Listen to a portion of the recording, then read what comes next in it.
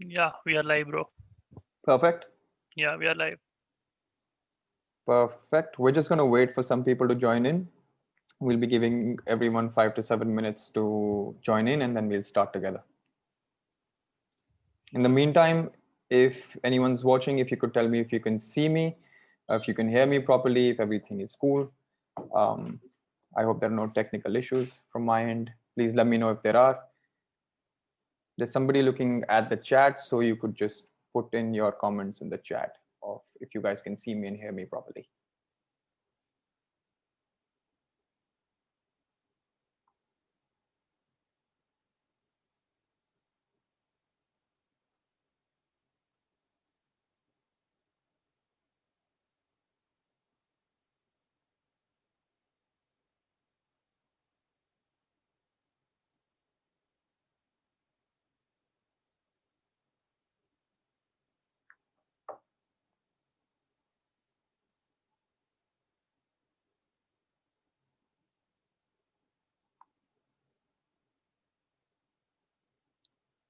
I hope you guys can see me now.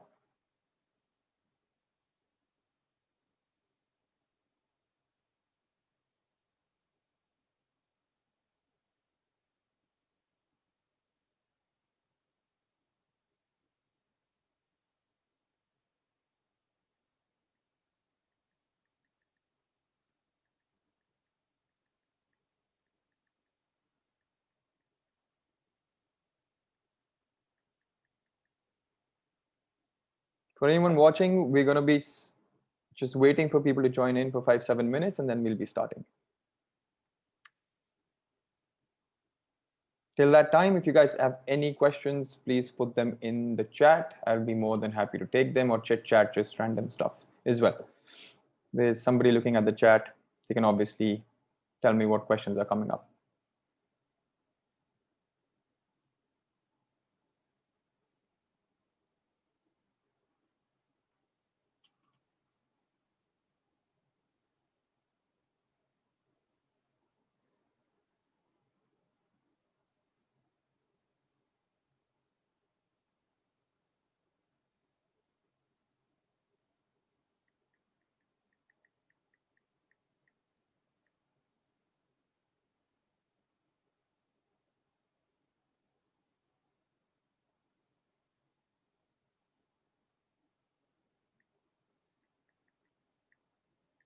What's up, guys? What's up? Thank you, everyone, for joining in. We're just going to wait for 2 more minutes, then we'll start.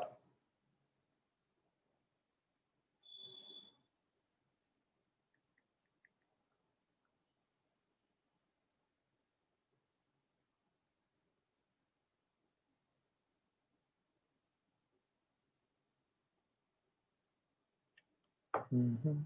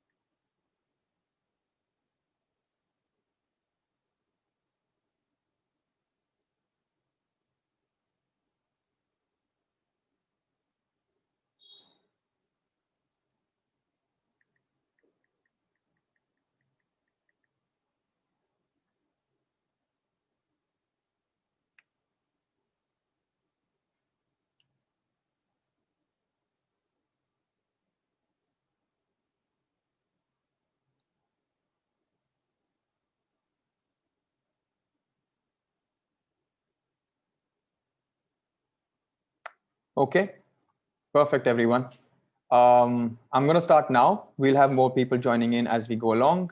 And I'm going to start by thanking each and every one of you who's taken out time on this beautiful Friday evening for us to watch this webinar. There's a lot in store for you. We're going to make it fun. We're going to make it interactive, and we all are going to have a good time. So Also, I just want to make sure all of you back at home are keeping safe, your families are keeping safe, everyone's keeping indoors.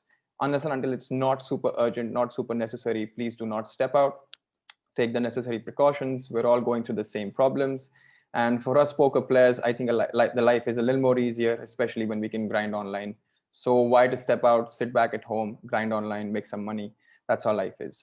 So coming on to the agenda of this webinar and the reason why we are here today and the reason why you all have tuned in is the session's agenda. I'm going to be talking about the study session first, which is the key here, which is the importance of ranges in poker. You guys all might have heard about the term ranges multiple times. Today, we're going to discuss in detail about what they actually are and what is the importance of thinking in terms of ranges in poker and what is the importance of actually applying yourself in terms of ranges in poker. After that, I'd be super excited to talk about and discuss the new MTT course that we have launched. MPC has launched. We're going to be talking at length about what we're offering in that course, what the pricing is, when the sessions are starting, how you can apply, how you can enroll. And I would be more than happy to take any questions regarding A, the session, or B, the course that we're going to be offering. So if there is anything that you have, please feel free to put your questions in the comments. There is somebody from the team looking at your questions, and that person will be forwarding those questions to me.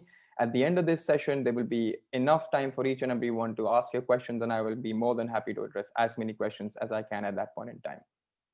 So before I start with the teaching session, I wanted to explain you guys or just give you a background about who I am, what I've been doing in my life, where I come from, and just some basic stuff like that.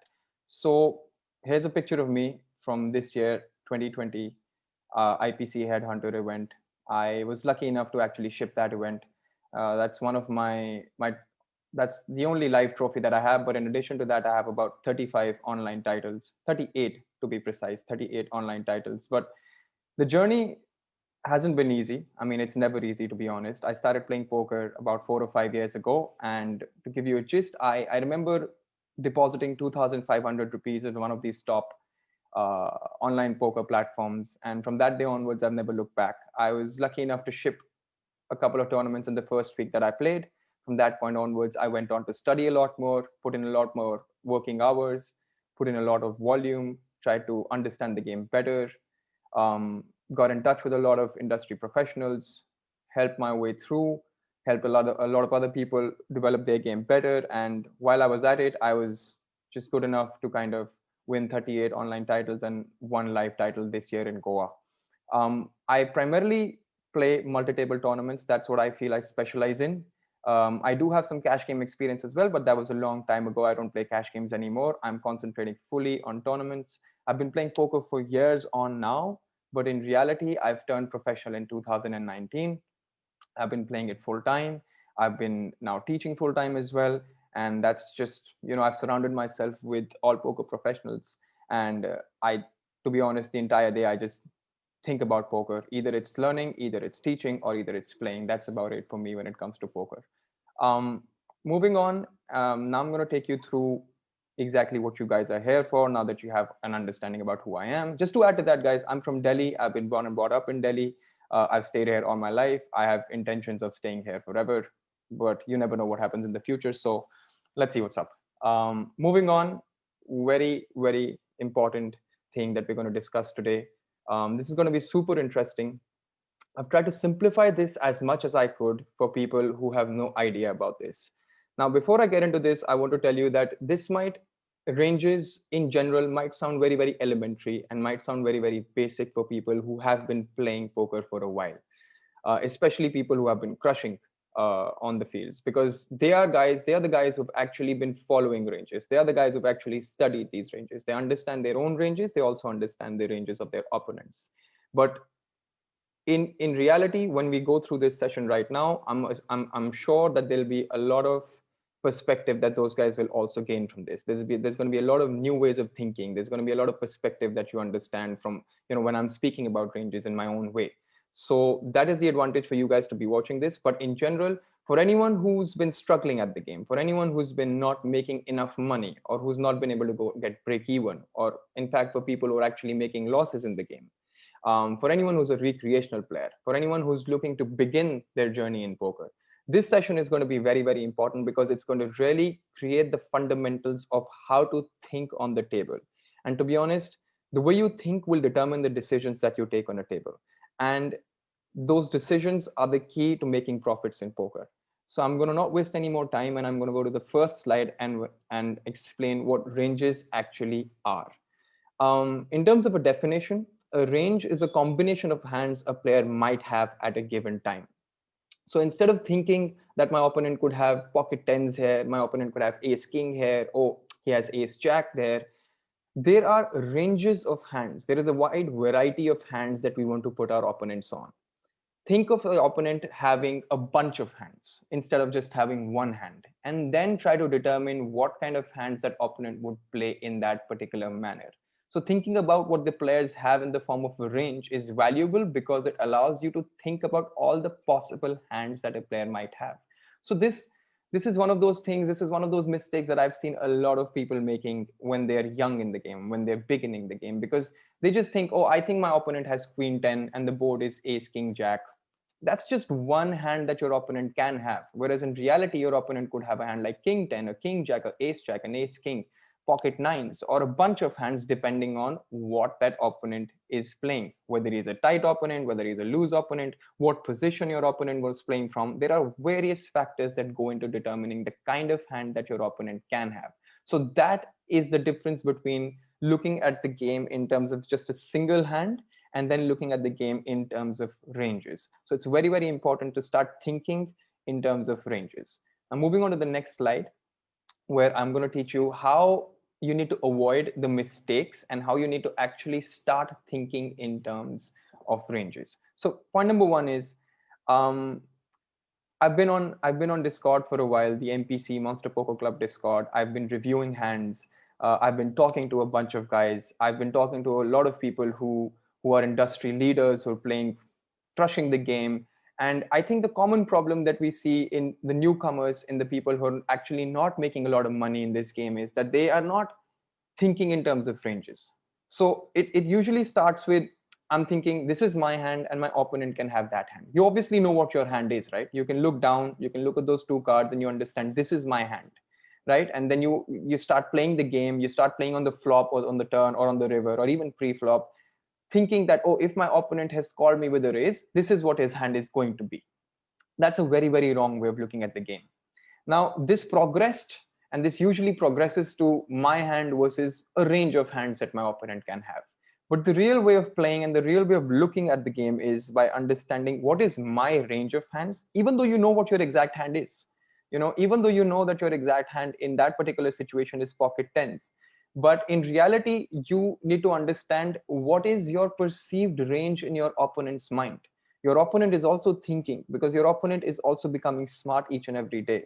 People are reading, people are learning, people are getting coached, people are understanding their game better, and that is the kind of edge that people are having on your other on you guys on a single on an everyday basis. So the idea here is for you to think of what your range of hands is and how that range of hands will play against your opponent's range of hands.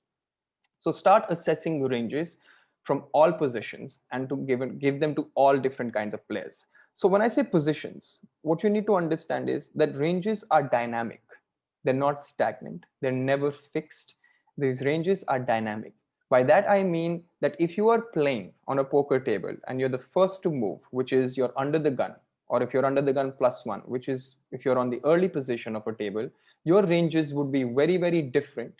The hands that you play would be very, very different from the hands that you would be playing if you were on the button, that is the dealer position, or if you were on a late position like a hijack or a cutoff or a button. So ranges are adaptive and they are dynamic.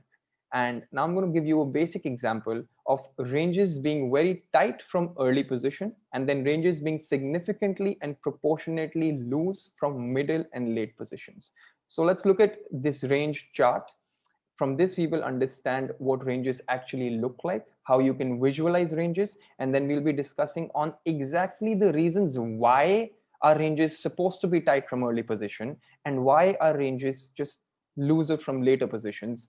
You just don't have to believe what I say. I'm going to tell you and give you the logic behind everything for you to just completely understand and gather a new perspective about it. So have a look at this range chart. We're going to have a look at what's happening on the left hand side here. The left hand side here clearly says it's early position range, right? So in the early position, we're opening a bunch of hands that are very, very strong. So this could be early position +1, under the gun +1. So we're opening pocket sevens till pocket aces. We're opening ace jack off to ace king off, and we're opening ace 10 suited till ace king suited, and a couple of other king x suited hands. We're not opening any of the other hands. We're not opening a king 10, a king 9, a king 8, a king 7. We're not opening these off suited ace x hands. We're only opening a very, very tight range of hands. Now, when I say opening, I want you guys to have some further clarity. So from an early position, you're the first to move, right? So it's your turn. Small blind posts the blind, big blind posts the blind. It's your turn. You're the decision maker. If you have a hand, you have to put in the amount of raise, and it's called an opening, right? Whereas if everybody folds and it comes down to you and you're playing, let's say, on a cutoff or on a button, your opening range will look very, very different. So you will have all of these hands highlighted in blue in your opening range. So if the under the gun folds, +1 folds, middle position folds, hijack folds, cutoff folds, and let's say you're on the button or on the hijack in a late position, these are all the kind of hands that you would want to open with. Now, you guys might be thinking, man, these are a lot of hands. Why should I be opening with these? Some of these hands don't even play that well. Some of these hands are not at all strong. Should I be really doing this? Isn't this us risking money? So I'm going to give you an explanation of what happens when you're playing from early position and why are you tight, and what you have to keep in your mind when you're playing from late position, and the reasons for you to be loose. Now, coming back to early position, the reason why we're tight here is because there are so many people to act after you. Okay, let's say you open from under the gun or under the gun +1. Middle position calls you, button calls you, and big blind also matches. You're out of position against the middle position guy and the button guy, right? Now what happens is, post flop, those guys will have a positional advantage over you. That's one of the reasons why you only want to play strong hands, because you want to compensate for that positional disadvantage that you have, because you will be out of position, by having actual equity advantage. So these strong hands would make sure that you have a stronger hand than theirs. This is assuming that they don't 3-bet you pre-flop, right? So if they call you, you're assuming you have ace king. They could have called you with king queen. They could have called you with king jack. They could have called you with ace jack, ace 10. There'll be people from the button calling you with 10 jack, 9 8, 10 8, and stuff like that. So your ace king has that equity advantage against them when you're playing post flop, right? So this is to compensate for the positional disadvantage that you might have, right, post flop. Now, the other important thing is that when you have so many guys to play after you, there is a possibility that some of them might call you, and then some of them might wake up with a very strong hand and 3-bet you pre-flop, right? Now, the idea is that when you get 3-bet, if you're opening a loose range of hands from early position and you get 3-bet, you would be forced to fold. So for example, you open to 2 big blinds or 2.5 big blinds from early position, somebody from middle position 3-bets you, and for instance, you'd open a hand like queen 9 suited, which is not in your opening range from early position, because precisely because of this reason, because when somebody 3-bets you, queen 9 suited is not strong enough for you to call that 3-bet and then to play out of position post flop. So the reason for us being tight here is so that we can defend a lot against 3-bets, and also that when we do get called by somebody else and that somebody else is in position against us, we have a equity advantage against that person, even though we have a positional disadvantage. Now, if that is clear, I'm going to tell you exactly why we open so much, why we open such wide hands from late position. Now, imagine you're on the button, or imagine you're on the cutoff, right? Everybody folds. It's your turn. Now, how many people are there who are going to act after you? If you're on the button, you'll only have a small blind and a big blind to act after you, right? So even if they call your raise, you will always be in position against them. So that is one advantage that you have. And the possibility of the players 3-betting you is also lower because there are only 2 players to act after you. So you have a lot of instant profit to be made when you're in late position. There is a big possibility of the times when you actually open with a hand like 9-7 suited or a 10-7 suited or a 10-8 suited from late position, and the small blind and the big blind fold. And what that gives you is you immediately take away the small blind, you immediately take away the big blind, you immediately get paid with the antes, and you make immediate profits, and you're two big blinds up immediately. Now, let's say in cases where you do get called, there's nothing to worry about, because in reality, the flop opens and you're in position. So when you're in position, you have the advantage to see what your opponent is going to do before you. So if your opponent bets on the flop, he donk leads on the flop. If you hit a hand, you can either raise that person. If you don't hit a hand, you can fold that person. Fold to that bet, right? If that person checks, you have the option to either bet and get them off their hand, or you have the option to check back and actually get a free card on the turn. So that is the amount of advantage that you will have being in position. So that is why we want to be opening this wide from late positions. And in order to have that, because we have a positional advantage and because we do not have a lot of threat of being 3-bet, and even if we do get 3-bet sometimes, we should be happy to fold. And if we have a hand strong enough, then we should be happy to call, because we will always and mostly be in position. So these are the range charts. So early position to late position, there are a lot of positions that come in between these, right? So ranges, like I said in the previous slide, they're tight from early position, but in reality they're significantly and proportionately looser from middle and late positions. So a range for an under the gun +1 might look like this. Middle position might look somewhere in between these two. So the number of hands that you open increase as your position becomes later and later on the table. So this is something that you have to keep in mind when you're playing. So this now does not really come down to the strength of the hand. This comes down to the range of hands, and then it's implied and it's combined with the position you are sitting at.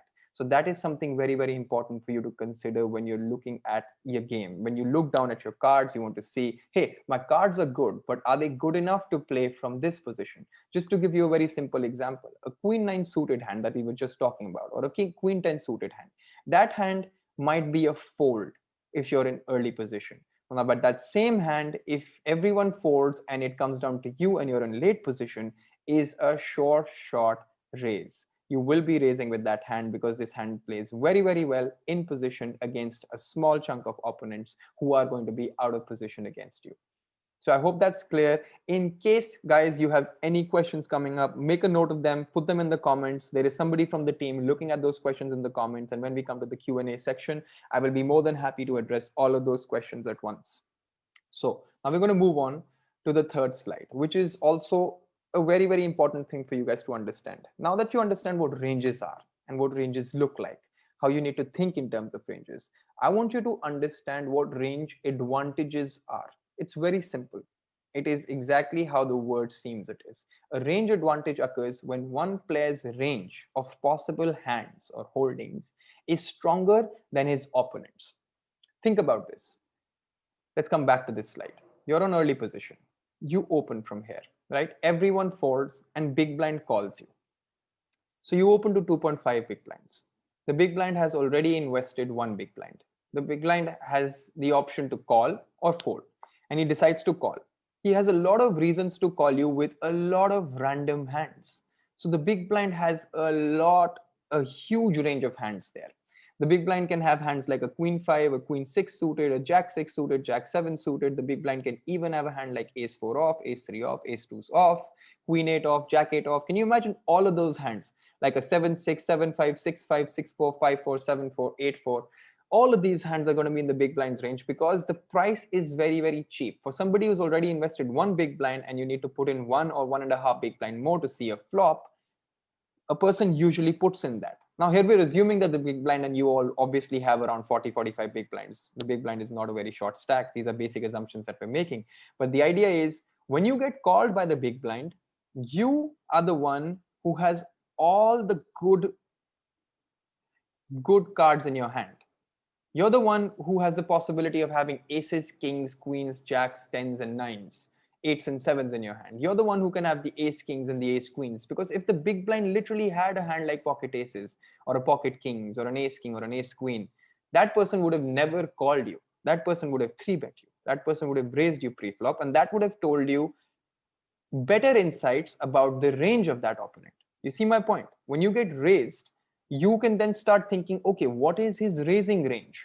What kind of hands is he going to raise me with? And then you can narrow down that range to some strong hands, not just the wide variety of hands, some strong hands. So when the big blind calls you, we call that as us having from another gun position or an early position, us having the ability to have a range advantage over the big blind. So that is range advantage. It occurs when a player's range of possible hands is stronger than his opponent's. Okay, so the tighter ranges have more stronger hands. We're tighter from early position, so we have a bunch of very strong hands. Whereas as the ranges get wide, the stronger hands. Thus, they are stronger than the ranges with a wide variety of hands. So the big blind can have a wide variety of hands, right? So we will always from under the gun have a range advantage against the big blind. So start thinking like this. Start building post-flop plays based on ranges and range advantages. My point is, there are a lot of times you'll be on the table and somebody bets against you. Now, you sometimes feel, man, I don't have anything on the board, I should be folding here, and that's mostly correct. That's not a wrong way of looking at the game, but the idea is for you to build a process in your head. You want to see what happened pre-flop. Okay, this guy just called me, or this guy raised pre-flop, and when he raises me pre-flop, what kind of hands in terms of a range, a bunch of 10, 15 hands can this guy have? Okay, now when you have the answer to that, what you want to think of is, out of all of those ranges in his hand, what are the hands that he's actually going to play on the flop like that? What are the hands that he's actually going to start thinking of and start betting on the flop, or is he going to re-raise me on the flop with? So once you have this process engraved in your head and you repeat this in every single hand that you play, I promise you very soon you'll realize that this becomes a habit. This is going to turn into a habit, and then you'll be just looking at the game not in isolation in terms of a single hand. You would be playing hands in terms of ranges. There are a lot of times people go all in, and you need to understand they could have had many draws there, they could have had a single pair there, they could have had two pairs in those situations, and you can only make those conclusions if you are assessing your opponent's range correctly. So start thinking in terms of ranges before betting and making calls. So when you're betting, you want to think, hey, does my range look like this? Is my opponent going to think that this bet makes sense or not? Is my bet going to get through or not? Am I going to get a fold or not? You have to start thinking, and all of those answers will come from what you think your range looks like. Now, your range will be determined from the position that you're playing from. If you're playing from a late position, you can have a wide variety of hands, but that does not stop you from having the good hands as well. Okay, so I have some questions coming in. At this point in time, Shazad Hassan asked us a question. What ranges of cards to play in 25-35 big blind in early and late position in mid stages of a tournament? Um, that's a pretty decent question. So when you have 25 to 35 big blinds in the middle stage of a tournament, I'm assuming by a middle stage that the late registration is over. You've reached a point where nobody is going to rebuy or re-enter into a tournament. You're at a stage where you're still far away from being in the money. The idea is at this point in time, 25 to 35 is more or less a very, very average stack. You will not be in the chip lead, but you'll also not be one of those shorter stacks. You'll be the average stack. So my suggestion would be to not go very tight with your range, because one of the major mistakes that I see people doing in this stage is that they feel, hey, I just don't want to bust this tournament. I just want to make sure that I'm playing a very tight range of hands and I'm opening very, very tight. I'm defending very, very tight. And what that basically assures is that you do mostly get into the money, but you never give your chance to go very, very deep into the game. So the idea is to obviously play your value hands extremely aggressively and try to double up, try to get into the chip lead situations. And there will be times when you actually lose those hands and get busted out. But to answer your question, I personally feel that you should not be going very tight. You should still have a, because you have 30 big blinds plus, there'll be certain hands that you will have to go all in with and go broke with. Let's assume if you open a hands like pocket jacks and somebody three bets you, if you're close to 30 big blinds, I would suggest that it is profitable to sometimes just go all in, because you can get a lot of folds depending on who's three betting you. Actually, if the opponent who's three betting you is a big stack and he's been bullying everybody on the table, then it becomes very, very profitable for you to be jamming in those situations. If you think your opponent is a very, very tight opponent, then in those situations there is sometimes merit in just flat calling and seeing a board against those guys as well. So it's a combination of various factors, but with 25 to 35 big blinds, I think you're still pretty deep. You're an average stack. So play some decent hands, try and be in position, and I think you'll be fine. So I hope I answered your question, Shazad. I'm going to move on to the next slide and show you guys an example here. Let's look at this. So you're the hero. You have pocket nines and you open from early position. Now we're going to apply each and everything that we studied in this course right now. We're going to apply understanding and talking in terms of ranges. We're going to apply how to put our opponent on a particular range, and then how to utilize range advantage. So this, I'm going to cover all of these aspects in this one single example, and then you'll be able to gather perspective of how you need to think in the game. So with pocket nines, it's a fairly decent hand. It's a very strong hand. This is a hand that you want to open from early position, and you open with this hand. Everyone folds and the big blind defends, because like we've spoken in the past, the big blind has a lot of reasons to call your 2.5x open, because he's already invested one big blind there. There are antes involved and he has a lot of reasons to call you. Now the flop opens king, jack, 4, rainbow. Now what happens in this particular case is the big blind checks, it comes to you. Now you look at the board and you think, man, I have pocket nines. I did not make a pair. I still have just nines in my hand, which, to be honest, on this board is a third pair. So it's, so if somebody has a king, they beat me. Because someone has a jack, they beat me. I have nines. Should I be betting or should I be checking? What should I be doing in this particular spot? Now think of it as range advantage. Think of it as your range. Now don't look at your hand in isolation. You know you have pocket nines, but in reality, when you open from an early position, you can have a bunch of these hands. You could have easily had aces, you could have kings, you could have queens, you could have jacks, you could have ace king, king queen, king jack suited, ace jack, ace queen. So when you have all of those hands, you can easily represent any one of those hands by betting. Whereas on the other hand, the big blind has a lot of junk hands in his range, which is going to immediately fold to a single bet, right? Which is immediately going to fold. So you are going to make use of your range advantage and bet here, because there is a lot of merit in betting. There are a lot of auto profits made by betting in situations when we have a range advantage. Now, don't get me wrong here. Obviously, the big blind can have a hand like a king 5, a king 6, a king 7, king 8, a random king x hand. The big blind can have a hand like 9 10, which will give him a gut shot. A big blind can have a hand like a queen 10, which will give an open ender, right? There are a lot of hands that the big blind might call you with. But more than those hands are the hands that the big blind will have to immediately fold, like a hand like 7 5, a hand like 6 5, a hand like deuce 3, a hand like, a queen 7, a queen 8, an 8 5, all of those hands which the big blind will call you with. And there is a large variety of hands that the big blind will fold. So even though when you do not absolutely connect with the board, but you need to understand that you have a massive range advantage in this situation, and that is the reason why you should be betting. Now here's another example, just to give you guys perspective. Imagine in this same scenario, you have pocket nines and you open from under the gun, and under the gun plus one calls you. It's not the big blind right now, it's under the gun plus one who just calls, everyone else folds. Now, a couple of things change here, guys. Firstly, now you are out of position, right? So you do not have the positional advantage anymore. Under the gun plus one has the positional advantage. Secondly, think of what kind of hands is the under the gun going to call you with. Think, there are so many hands that the under the gun plus one will call you with, which will have a king and which will have a jack. They will call you with hands like king queen. They will call you with hands like king jack. They'll call you with hands like king 10, jack 10, queen jack suited, king queen off, and king queen suited, which I've already mentioned. Under the gun plus one can sometimes, if it's a very tight player, can sometimes also have pocket jacks in that situation, right? So there are a bunch of hands. So in that particular situation, do we have a range advantage? The answer is no. We actually do not have range advantage. We do not have positional advantage.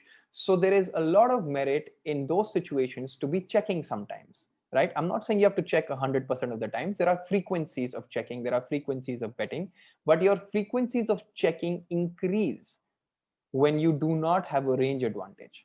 I hope this concept is making sense, because when you do have a range advantage, which is against a big blind, you will bet more often, right? And when you do not have a range advantage against an early position person, you will check more often, because the possibility, because you know for a fact that if you bet with nines, there is a big chance that somebody will call you with a king x or a jack x hand. And your possibility of improving on the turn or the river with nines is very, very bleak. There are only two nines left in the deck, right? So you have about 8% chance of improving on the flop, and even lower on the turn, right? When we get to the turn. So now how to think in terms of ranges. Early positions range is much stronger than the big blind range. So we have a range advantage. So we go on and bet even when we don't connect with the board. Now instead of pocket nines, let's say you had a hand like ace queen. Now you have ace queen. In reality, you have some equity, right? You have a gut shot. But you can easily represent an ace king, because you can have that. You can have a king jack, you can have pocket jacks, you can have pocket kings in your range. So you can represent all of those hands and bet against a person you have a range advantage with, right? Now, even though you don't connect with the board, there is still merit in betting, like we just discussed. Now, think in ranges when playing from different positions. Always know your position, always know your opponent's position, and always think of what your opponent can have and what your perceived range looks like. I promise you, if you start building this habit today, you will find yourself making very little pre-flop errors. And when you reduce your pre-flop errors, you kind of avoid post-flop blunders as well. You know, you will find yourself in a lot more easier spots post-flop when you start doing these things more regularly. So that is it for now. But I want to tell you guys something. This is just the tip of the iceberg when we come to teaching. This is just a very, very basic, simple concept which I've oversimplified in this webinar for you to gather perspective, for you to understand things. But in reality, the new course that we've launched, the new multi-table tournament course that I've launched with Monster Poker Club, is going to give you an in-depth look at not just this, but a thousand other things. And to talk a little bit more about that, I'm going to take you to the next slide. Before I take you through exactly what you can expect in this course, I wanted to tell you a very honest reason of why we came up with this course. Okay, and that has a lot to do with the experiences that I've had in this poker industry, especially in the last 6 to 8 months. So I've been a part of Monster Poker Club for the last 6, 8 months now. I've been a very active member on Discord, and I've interacted with a bunch of people. I mean, we started off with, we were close to about 100 members deep. And now, as of today, as of now, we're close to 1,000 members. We're actually more than 1,000, 1,020 members to be precise. We're close to that. So the idea is, during these 6, 8 months, I've reviewed thousands of hands. I've talked to a bunch of guys. I've listened to all of their problems. And I felt the major problem that these guys were facing is that they did not have a structured way of learning. There was no structure provided in terms of what to learn at what stage, how to progress, and what are the easy things that you need to focus in on first. Make sure you specialize at those things and then move on in a progressive way to the more difficult things, and how to combine all of these things together in terms of making correct decisions on the table. So the idea was, we guys sat together and we felt that there was a lot of scope for us to come up with a course which was A, very structured, B, it was simplified, and C, yet it was informative enough for us to take your game to the next level, which is the key here, which is the absolute key here. So having said that, we felt one of the most important things was also to keep it within the budget, because at Monster Poker Club we have people coming in from all places, right? We have people who are playing very low stakes, we have people who are playing high stakes, people playing medium stakes, but the idea is, one thing in common between all of them was that they all want to learn, and we wanted to make learning a lot more affordable in this process. So we've come up with a course. I'm going to be talking about what you can what we're offering in that course, what the pricing of that course is going to look like, what you can expect to learn, and all of that is going to be happening in the next slide. Having said that, if you have any questions about what we've just studied, if you have any questions about the course, the module, the pricing, when we start, what we can expect, who will be coaching, whether there is a specific topic that you want to learn, whether it's going to be a part of the course or not, all of those questions are most welcome. Keep putting them in the chat. somebody is looking at them, they're sending those messages to me,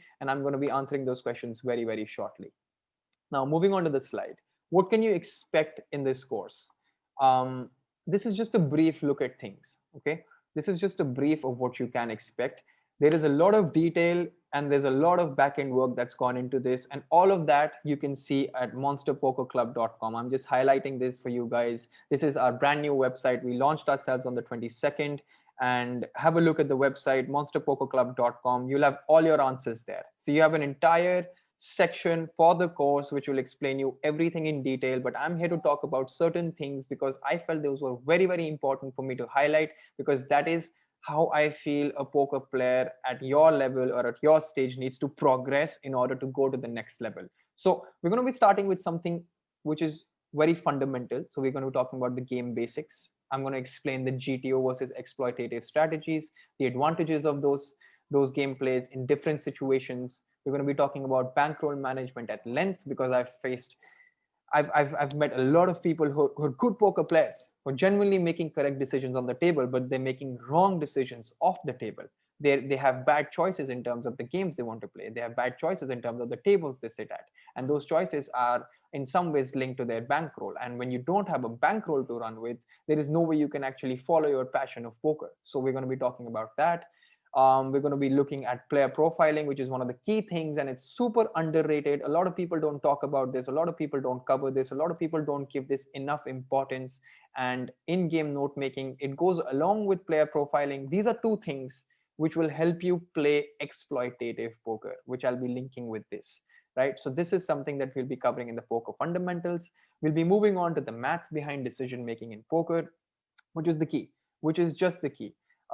This is something which, in my opinion, it has to be in the back of your head. You should be able to take decisions in a snap of a finger, because you need to understand when you're playing online poker, you only have 15-20 seconds to take a decision, and decisions have to be taken on each and every street. You're taking decisions pre-flop, you're taking decisions on the flop, turn, and the river, and most of those decisions have a lot to do with what the bet size is, what your opponent is betting, how much do you have to call, what is your reward, what is your risk. So we'll be discussing calculating outs, understanding equity, pot odd calculation, converting your pot odds into equity. We're going to be discussing EV calculations. We're going to be understanding variance in the short term, variance in the long run, hand combinations, stack to pot ratio, and a bunch of other stuff. I mean, there's going to be so much happening. And the idea of this session would be to make you really reach a level where you're just making all of these decisions in those 10 to 15 seconds that you have. We've come up with a simplistic process where you can just quickly think of things and they'll just run in your mind. We'll try and make them into muscle memory for you. And based on that is when you can just take quick, correct, consistent decisions. And correct and consistent decisions in poker will assure you guys making consistent profits as well. So coming to other things, there is one chapter in which we'll be covering the exact strategy behind approaching MTTs. Now, this has nothing to do with cash games or any of that. This is a pure strategy that somebody needs to apply in MTTs, along with a bunch of other things that we'll be learning. So we'll be talking about how one should play, um, how one should play in the early stages of a tournament, how one should play in the middle stages of a tournament. So going back to the question that Shahzad Hassan asked, right, a while ago, that he was in the middle stage of a tournament with 25, 35 big blinds. This chapter is going to exactly answer all your concerns in detail with examples. So we'll be talking to you about, okay, if you're in the early stage and you have a big stack, what do you do? If you're in the middle stage, what do you do if you have a big stack? What do you do if you have a medium stack? What do you do with your lower stack, right, or a short stack? Similarly, we'll be talking about the late stage. We'll be talking about the bubble time strategies. A lot of people face big difficulties. They get exploited during the bubble. We'll be talking about how to exploit and how not to get exploited during the bubble as well in this session. Now, coming to the business end of things. Now, coming to the big things. Now, once we understand these things and we create the base for ourselves, we'll be talking about pre-flop open sizings and strategies. We'll also be talking about ranges from all positions. Right now, I'll give you a basic overview of what ranges look like. In the course, we will be providing you with specific ranges for your stack size from different positions. So we'll be talking about the logic that goes behind in creating these ranges. We will be pushing all of you guys to create your own ranges in order to adapt with different tables, in order to adapt when you have different stack sizes. That's one of the things. we're not ending at open sizing and pre-flop ranges. We're also talking at length about 3-bet sizing and pre-flop 3-bet strategies. We're also talking about 3-bet ranges. So what happens when somebody else opens? From what position should you be 3-betting somebody? Should you be 3-betting actually, or should you just be flat calling with a particular hand? Now, what happens when somebody 3-bets you? Right? Should you be calling that 3-bet? Should you be 4-betting with those particular hands? Should you be folding those particular hands? Or should you be 3-bet bluffing against a particular type of an opponent?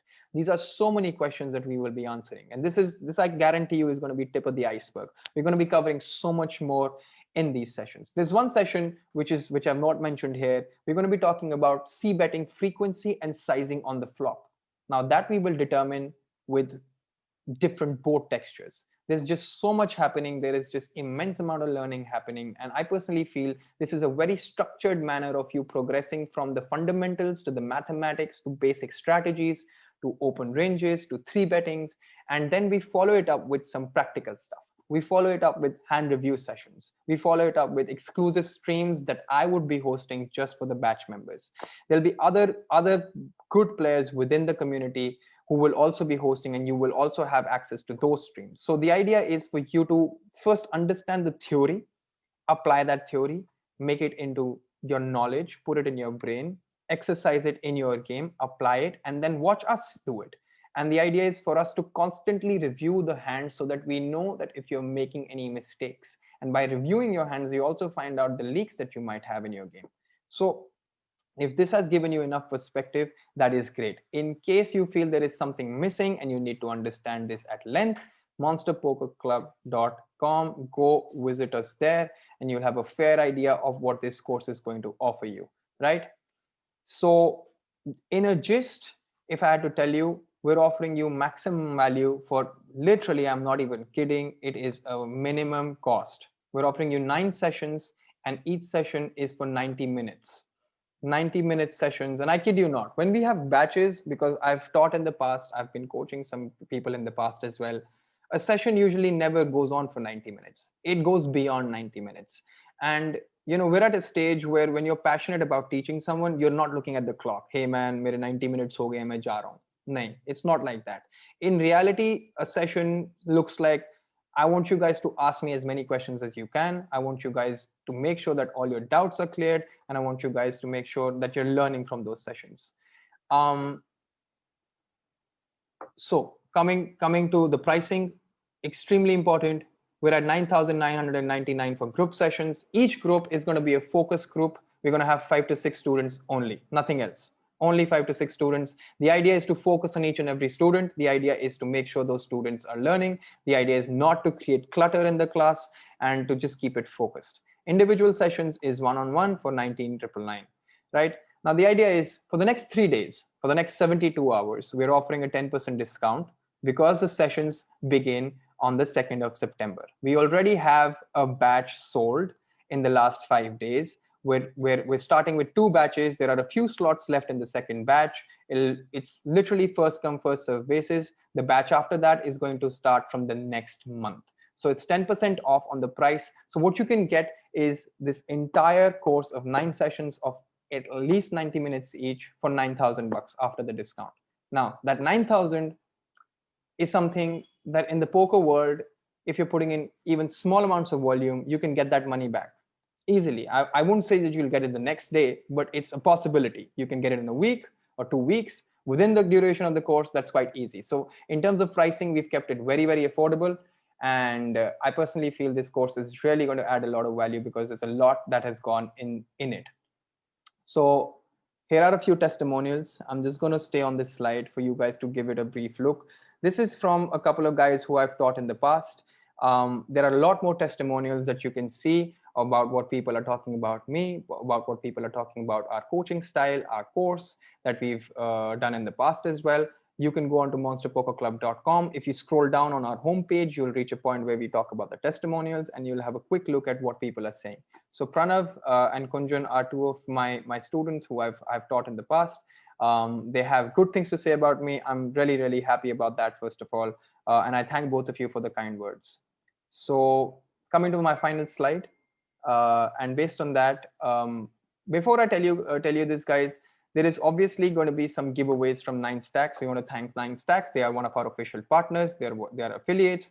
Awesome company. They've been, holding out tickets for us every time that we wanted them, and they've been adding a lot of value to the community as well. And they're doing a lot for the poker community. So there'll be some free ticket giveaways happening on our Instagram. So after this webinar, be glued in onto our Instagram, and we will be announcing the names of those lucky winners as well. So coming to the final thing, what are we offering? We're offering you a course, right? We're offering you a course for a very, very affordable price. But in addition to that, we're also offering you to be a member of Monster Poker Club Discord. It's absolutely free. It's an application. Download that application. You have the button, go onto our website, click on that link, and it'll get you to our Discord. You can access Discord through your laptop, you can access Discord through your mobile phone. I guarantee you, if you have anything to do with poker, this is the place you need to be. You're missing out on this. We're reviewing hands for free. Those reviews are done by coaches just like me and other players as well who are equally capable of doing those things, right? We're discussing strategies on a daily basis. There is a daily quiz happening. You can run your own bankroll challenge. You can follow other people's bankroll challenges. There is a lot of exciting stuff that is going to happen in the future. There are top stables that can notice you when you run a bankroll challenge, and they can pick you up. So there are maximum opportunities for you here. If you're a streamer, you can showcase your streams and get an audience for yourself. There are contests, there are promotions, there are giveaways from our affiliates. If there is anything that you have to do with poker, it is happening here. So that is it for me here, guys. I'm going to take questions and answers and answer those questions. If there is any question that you might have about what we've studied, or if there is any question that you might have about the course, I would be more than happy to answer. So I've got one question coming in. Himesh Dwivedi.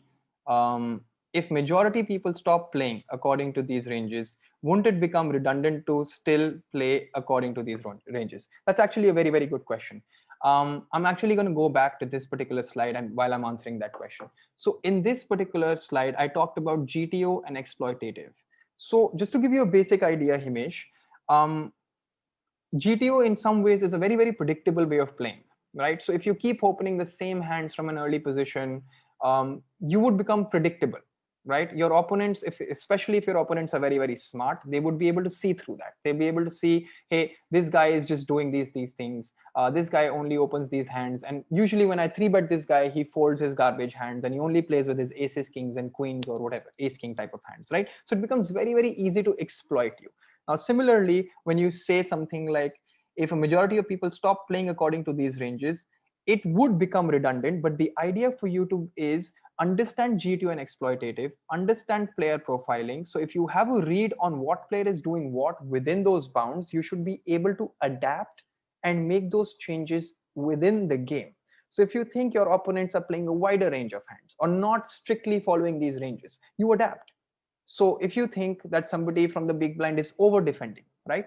Then if you're on the button and if you were opening a large variety of hands from the button, then you want to tighten up a little bit, right? Because you know he's going to call you for sure. So you want to make sure that when you do open, you're not opening with a wide variety of hands. You're opening with a lesser, wider variety of hands. So you still want to maintain that advantage over them. Now, this is one example. For example, I'll give you another example here. So let's say you have an opponent on your table and you see that he's constantly opening hands like 9-10 suited or jack 10 suited or jack 9 suited or 7-8 suited from under the gun. In reality, we all understand that we have to be very, very tight from under the gun. But now you've seen on showdowns that this guy is opening a wide variety of hands. So what you can start doing is adapt in the game. You can start 3-betting him wider. Now we'll be going into a lot more length and a lot more detail when we are explaining this in the course, but I hope I've covered the basics of what your question was. So the idea was not to make it redundant. The idea is to obviously mix it up with a bunch of bluffs as well. That's the idea. That's the in true sense, poker is not about just following these ranges blindly. If you remember, I spoke about ranges being dynamic. Ranges have to be adaptive. So you have to adjust your ranges according to the players and the table that you're playing on, right? So that is one. Now the other question is from Aditya Anand. Do we still need to think in terms of ranges if we are playing against a villain who will just play their hand and won't even bother to think about my cards? So that in a way, I spoke about this same question here while I was giving my explanation to Himesh. So yes and no is the answer. I mean, the idea is you still want to have a fair idea of what the hands you're playing. You just don't want to be exploited in return, right? If your opponent is making a mistake of continuously going beyond his ranges, I promise you in the long run or within the session, if it's a long session, that opponent will be punished. There are days when somebody gets very, very lucky, that those are exceptions. But in reality, if somebody is not fully abiding by the correct ranges from correct positions, he will find himself in a lot of post flop spots where he will be in a problem. But to answer your question, if your opponent just calls, he does not care about the ranges, he just looks at his hand, he just thinks, oh, I have a decent hand to play, it's a suited connector, I should just call, then you need to adapt in game accordingly. Then you need to see what kind of hands you want to raise with. Then you also need to start thinking about your raise sizing. Is your raise sizing too small? Is your raise sizing big enough for that guy to call or not? Then you have to start experimenting with these smaller things in the game, and you have to start thinking like that. So it all comes down to adaptation in the game. I hope I've answered your question, Aditya. Next is Ankit Bawa. What is your PokerStars username? Tell them you play here and tell them you play here and there, most of them on Spartan by name Prajit. So guys, I have played on PokerStars for a while. I haven't put in a lot of volume on PokerStars. I've primarily been playing on Spartan for the last year or so. I play under the name Prajit. On PokerStars, I believe my username is PG2591. I think the last tournament that I would have played there was about 2 months ago. I haven't really grinded that much on PokerStars. So that's my answer to that question. Anything else? I'm just going to wait if there are any more questions piling up. If there is a follow-up question that Himesh or Aditya has, um, okay, so Aditya is saying, can we have a follow-up sessions once this course is over? How to keep in touch after these sessions are over? So Aditya, my man, the reality is I'm available most of the times. In fact, every day, all the days of the week on the MPC Discord. Join Discord, tag me, reach out to me, tell me if you have any concerns. I do my best to answer all questions there. Sometimes those answers might get delayed by an hour or two, but within that time frame, I'm usually there, and I answer as many questions as possible. So if there is a follow-up session required on this, if there is a bunch of people who have questions regarding this particular session, um, we should just drop a text to me, and I'll be more than happy to take a follow-up session. That I can assure you with. Okay, I'm assuming everything is done. I'm going to wrap it up, guys. Just a quick pointer, just a quick summary. Think in terms of ranges. Stop looking at hands in isolation. Start exploiting players' ranges. Understand what ranges work for you. So keep that in mind. Start building a habit. On the other hand, give a thought about what you want to learn and what this course is offering. We're offering it at a very, very affordable price. Go ahead, enroll now, monsterpokerclub.com. All your questions will be answered there. And I want to thank each and every one of you who took out the time on this Friday evening to listen to me speak here, to attend this webinar. You guys are awesome. Keep grinding. I'll see you guys later. Cheers.